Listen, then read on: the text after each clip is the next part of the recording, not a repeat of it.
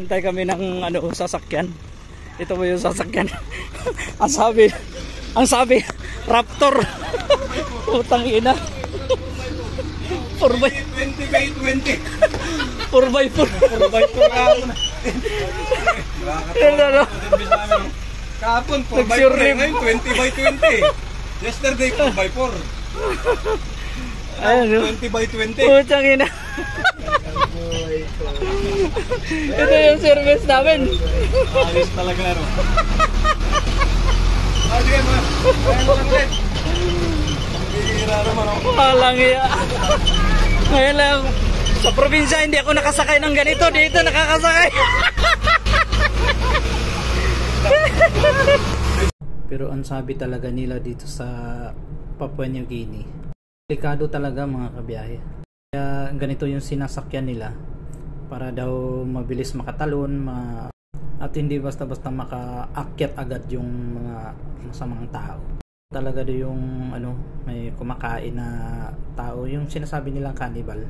Kaya kung saan kami magpunta, sumama yung driver at saka may talaga kami alalay.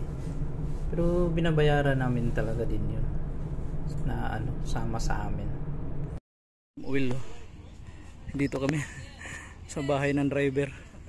Ang lawak nito yung mga dito. Ayan.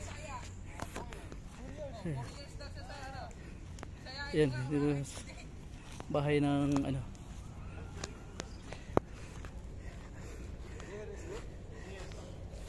Do you know how to speak Bisaya? Gamay lang. Where in Bisaya? Bukidnon. Bukidnon? Ay, Balay Bukidnon? Yeah. 4 years? Yeah, I used to go to Cagayan sometimes. Oh, Play football with my friends. may place in Cagayan de Oro. This is Davao. Davao. I didn't visit Davao. Oh. Next time. Yeah, I'm coming. I will go back. Yung nahihirapan ka sa English tapos makaintindi pala ng Bisaya yung ungas na to. Stay daw siya sa Bukidnon, Balay 4 years. May jowa daw siya doon, family friend niya. Yan yung bantay namin mula doon sa paglabas namin ng port hanggang sa umuwi kami. Yan talaga ang bantay namin. Kaya kasi delikado nga daw sabi nila. Pati yung driver kasama namin kung saan kami magpunta.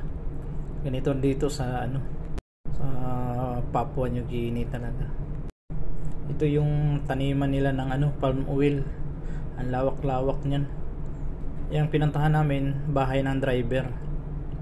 Kasi may kinuha siya ng gamit. Kaya ayan, papauwi na kami. Kumuha pa kami ng namitas pa kami ng sili. Kasada dito. Dito kami sa Video mo. yung friend namin na nakabakasyon, nakatira sa Balay Bukidnon.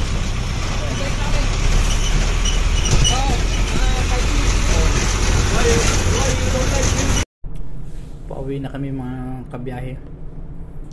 Kasi yung mga kasama namin, iniwan namin dun sa grocery store. May binili. Yung kalsada, sobrang lubak-lubak. Dumaan din kami din sa, yan ang planta nila, yung pagawaan talaga ng ayan, pagawaan talaga ng oil. Diyan namin kinuha yung oil. Ang lawak-lawak ng palm oil nila. Maliliit lang pala yung mga yan. Shout out sa TFB, Taguig Friendly Bikers. Nabulol lang ako, kumain ako mani. At saka sa Dungay community at sa lahat ng mga bikers dyan, shout out sa inyo lahat. At ingat, God bless.